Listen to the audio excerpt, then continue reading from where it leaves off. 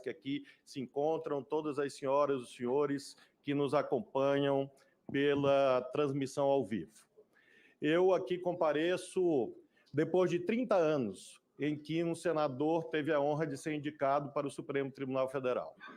Reverencio a memória do senador Maurício Correia, que há exatamente 3 décadas aqui esteve na condição de senador para postular a indicação, a confirmação da indicação ao Supremo Tribunal Federal.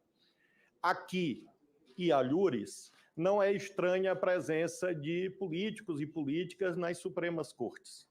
Se nós lembrarmos a história da Suprema Corte dos Estados Unidos, vamos encontrar desde a ex-senadora Sandra Day O'Connor, recentemente falecida, e que foi senadora da República, até o Warren, que foi um Chief Justice que marcou a história da Suprema Corte dos Estados Unidos, com a experiência pretérita de governador de Estado. No Brasil, nós temos também uma longa linhagem de parlamentares, deputados, senadores, ex-governadores que tiveram a honra de figurar no Supremo Tribunal Federal e agregar saberes nascidos dessa prática para que a Suprema Corte possa dirimir os conflitos ali submetidos. Lembro desde o venerável Hermes Lima, um dos mais ilustres ministros da Suprema Corte, que foi deputado federal. Lembro de Oswaldo Trigueiro, que foi governador. Lembro de Oscar Dias Correia, que foi deputado federal. Lembro de Célio Borja, que foi deputado federal. Lembro de Nelson Jobim, meu professor e querido amigo. E lembro de um dos oradores mais combativos que o Senado já assistiu, que foi o querido senador, ex-senador Paulo Brossard, tribuno respeitado por todas as correntes políticas brasileiras e que figurou posteriormente a sua passagem marcante no Senado, brilhante, combativa, forte, pontificou ali no Supremo Tribunal Federal. Portanto, eu invoco essa tradição para dizer que me sinto muito confortável de aqui estar nesta dupla condição, para ser examinado no que se refere aos requisitos constitucionais. É claro que quando o presidente da República me honra com a indicação para aqui estar, não vim aqui fazer debate político, não me cabe nesse momento. Vim aqui apenas responder ao atendimento dos 2 requisitos constitucionais, notável saber jurídico e reputação ilibada. Em relação ao saber jurídico, eu fiz uma apresentação escrita em que há a carta que formalmente encaminhei nos termos do regimento ao Senado Federal. E nessa carta eu resenho aquilo quanto dito pelo meu querido colega e professor Paulo Gonet. O Dr. Paulo Gonet fez uma apresentação justa da sua respeitadíssima atuação profissional. E aqui fiz também por escrito, assim como ele, esta apresentação de dados curriculares. E acresci um elemento que é muito importante na vida acadêmica, que é a chamada comunidade dos pares. Um dos critérios de validade, de verdade sobre o quanto a ser dito aqui, é exatamente esta confirmação que emerge da comunidade dos pares. E eu tive a honra de receber manifestação pública de solidariedade de ministros do Supremo, nomeados desde Fernando Henrique Cardoso até o ex-presidente Jair Bolsonaro. Portanto, todos os presidentes da República indicaram ministros e praticamente todos, se não todos, manifestaram reconhecimento ao atendimento aos requisitos constitucionais. Me honrou também, muito especialmente, a carta dos 6 presidentes de tribunais regionais federais. Primeira região Brasília, segunda região Rio, terceira região São Paulo, quarta região Porto Alegre, quinta região Recife e sexta região Belo Horizonte. Porque são os dirigentes máximos da Justiça Federal ao lado do Superior Tribunal de Justiça. E, finalmente, claro que eu menciono as associações dos magistrados, Ministério Público, Defensoria, Advocacia, OAB, todos aqueles que fizeram esse reconhecimento.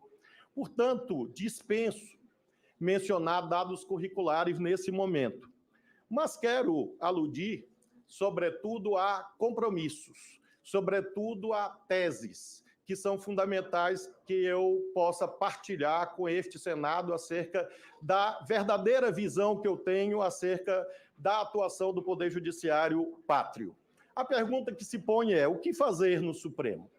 Eu gostaria de sublinhar, em primeiro lugar, que tem um compromisso indeclinável com a harmonia entre os poderes.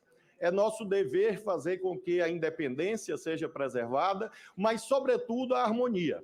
Controvérsias são normais. Controvérsias fazem parte da vida plural da sociedade democrática, mas elas não podem ser de qualquer maneira e não podem ser paralisantes, inibidoras do bom funcionamento das instituições.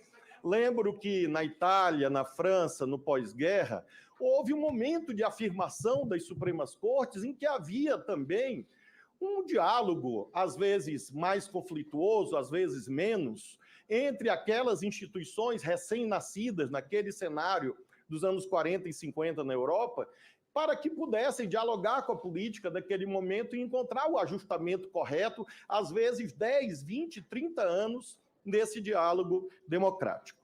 O segundo compromisso nítido, firme e claro. A nossa Constituição tem um coração. Esse coração está no artigo 60, parágrafo 4º da Constituição. E eu quero reafirmar que, em tendo a honra de ser aprovado por esse Senado, são cláusulas, sim, pétreas para o Brasil e para mim. A forma federativa de Estado, o voto direto, secreto, universal e periódico, a separação dos poderes e os direitos e garantias fundamentais. É isto que ali consta. E, por isso, esse é o núcleo de compromissos que eu venho aqui reafirmar. Aludo também a 3 presunções que são centrais, a meu ver. A primeira, presunção de constitucionalidade das leis. A inconstitucionalidade é um fato raro, ou deve ser assim visto.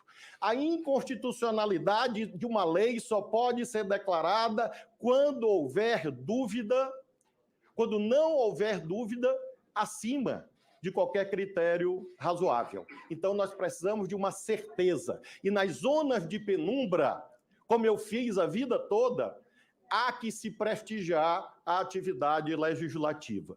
E jamais esquecer do princípio do paralelismo das formas. Se uma lei é aprovada neste parlamento, como eu tive a honra de ser deputado federal e tenho a honra de hoje ser senador, é aprovada de forma colegiada, o desfazimento, salvo situações excepcionalíssimas, não pode se dar por decisões monocráticas. Ou seja, para fazer colegiados, para desfazer colegiados, a não ser situações claras de perecimento de direito, quando houver, por exemplo, o risco de uma guerra, o risco de alguém morrer, o risco de não haver tempo hábil para eficazmente impedir a lesão a um direito em obediência a uma cláusula constitucional que é o princípio da inafastabilidade da jurisdição. A lei não excluirá do Poder Judiciário a apreciação de lesão ou ameaça a direito. Salvo essa hipótese, esse é um compromisso ético, independentemente de normas existentes de um lado e de outro, assim me conduzirei, repito, porque essa foi a minha prática como governador do meu estado, economizando nos vetos. E é por isso que todos os políticos de todos os partidos do Maranhão me honraram com uma carta de apoio. E faço isso também como ministro da Justiça, porque também, quando tenho o dever de opinar sobre a constitucionalidade de leis, numa espécie de controle prévio de inconstitucionalidade, sempre busco minimizar tais vetos e valorizar as deliberações parlamentares. Portanto, mais do que palavras, são compromissos de vida, assentados na prática pretérita, que é o critério dominante de aferição da verdade. A segunda presunção que eu quero afirmar é da legalidade dos atos administrativos. Eu governei um Estado. Eu sei como é difícil gerir a escassez. E, por isso mesmo, apenas excepcionalmente, o Poder Judiciário deve infirmar a validade de atos administrativos. Repito, nas zonas de penumbra, qual é a presunção que prevalece? A de legalidade dos atos administrativos. Isso emerge muito claramente da Lei de Introdução às Normas do Direito Brasileiro. que, no artigo 22, determina isto, de que, na interpretação de normas sobre gestão pública, há que se considerar os obstáculos e as dificuldades reais do gestor. Eu fui gestor e, por isso, considero que essa experiência ilumina o cumprimento dessa segunda presunção. A terceira presunção, presunção de inocência, que deriva diretamente de conquistas civilizacionais que têm séculos. E essa presunção de inocência faz com que eu tenha respeitado e vá respeitar sempre a cláusula do devido processo legal, artigo 5º, inciso 54, o contraditório e ampla defesa, artigo 5º, inciso 55, contra punitivismos e linchamentos de qualquer tipo, físicos ou morais. Essa também é uma presunção que eu gostaria de reafirmar. Quanto à forma, Camões, nos Lusíadas, fala de um saber feito de experiência. Ou seja, eu tenho muito orgulho dos meus títulos. Tenho muito orgulho de estudar e ler desde os 6 anos de idade, portanto, já se vão quase meio século. Mas, acima de tudo, sei que para ser bom julgador, a empiria, a experiência, a prática tem um lugar insubstituível. E o que eu ofereço a vossas excelências e à nossa nação? Ofereço a experiência de quem foi juiz federal por 12 anos. E não tem nenhuma mácula funcional e teve uma prática honesta na sua função. E a prática, a experiência de juiz federal ensina o valor fundamental da legitimação da função judicante, qual seja a imparcialidade, a equidistância em relação aos valores em conflito. Da experiência de deputado federal e senador, trago o respeito à função legislativa. Da experiência de governador e de ministro da Justiça, trago o respeito àqueles que têm a dura tarefa de concretizar os direitos, gerindo a escassez e, ao mesmo tempo, velar pela estabilidade institucional. Eu tenho muito respeito à política brasileira. Nesse ano, eu recebi no Ministério da Justiça 425 políticos, de todos os partidos representados nessa casa. Senadores, deputados, governadores, deputados estaduais, prefeitos, vereadores. 425 audiências com os políticos de todos os partidos. E ninguém foi mal recebido, mal acolhido ou deixou de ser ouvido em relação às suas postulações. Este acesso, senhoras e senhores, para quem tem firmeza assentada em uma vida inteira, pode e estará presente, se Deus assim permitir, na minha atuação no Supremo Tribunal Federal. Eu não terei nenhum medo, nenhum receio e nenhum preconceito de receber políticos e políticas do Brasil. Porque vossas excelências são delegatários da soberania popular. Independentemente das cores partidárias, terão idêntico respeito, como assim fiz na minha vida inteira. Derivado desse respeito à política, afirmo a vocês, tenho a exata dimensão que o Poder Judiciário não deve criar leis. Claro que o Poder Judiciário cria direito ao caso concreto, mas interpretando leis, as pautas axiológicas gerais que vinculam a função judicante são definidos pelo Parlamento. E o nosso sistema não é tricameral. O nosso sistema é bicameral. Câmara e Senado. Não existe um poder legislativo em que atuem simultaneamente Câmara, Senado e Supremo. E essa compreensão é fundamental para que nós tenhamos a compreensão que a autonomização do direito, que foi uma conquista do pós-guerra, não pode se transformar em decisionismos ou indeterminabilidade quanto às normas jurídicas, porque isso traz insegurança ao funcionamento da sociedade, da economia e da política. Lembro que nós temos, sim, autorização contida em lei para atuarmos. Nós temos autorização contida em lei para atuarmos quando não houver lei aplicável. Artigo 4º da Lei de Introdução às normas do direito brasileiro. Finalizo, senhor presidente, dizendo que eu tenho um entendimento assentado em Max Weber de que existem formas diferentes de legitimação da função pública. Todos sabemos os tipos ideais que Max Weber delineou, no sentido de que existe a legitimação racional burocrática, existe a legitimação carismática, a legitimação tradicional.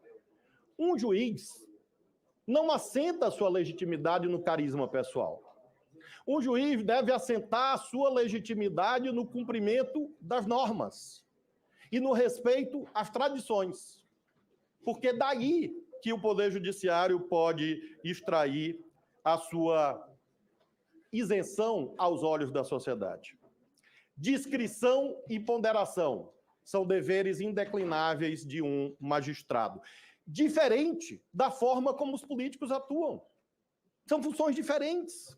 E por já ter exercido todas, eu tenho a compreensão da ética profissional de cada uma delas.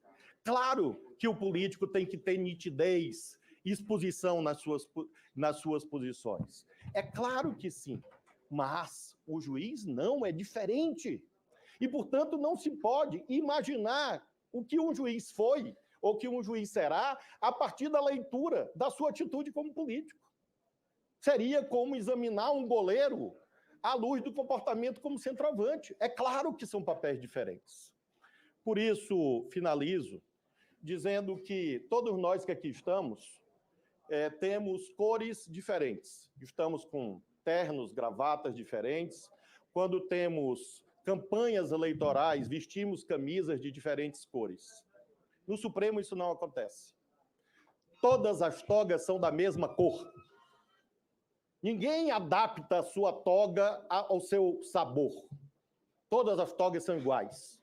E isso é uma simbologia fundamental em que a política é o espaço da pluralidade. O Poder Judiciário, claro que tem saberes e sabores diferentes, mas as togas são iguais. A Constituição é igual. As leis são iguais. O comportamento ético é igual. E por isso que cada juiz ou cada ministro não pode ir com uma toga de uma cor diferente, com um estilo diferente. Aqui estou, portanto, senhoras e senhores, embasados nessa prática concreta, embasado na Constituição Federal e inspirado, sobretudo, por aquilo que eu considero o melhor programa ético já escrito na humanidade, que são as bem-aventuranças, o Sermão da Montanha. Inspirado, portanto, nas bem-aventuranças e no Sermão da Montanha, e apoiado nessa experiência prática e na Constituição, que respeitosamente e humildemente me submeto ao melhor tribunal, que é o julgamento dos meus pares. Com muita tranquilidade, com muita confiança e muita homenagem à nossa nação, a qual eu tenho orgulho de servir como servidor público, já se vão 34 anos. Muito obrigado.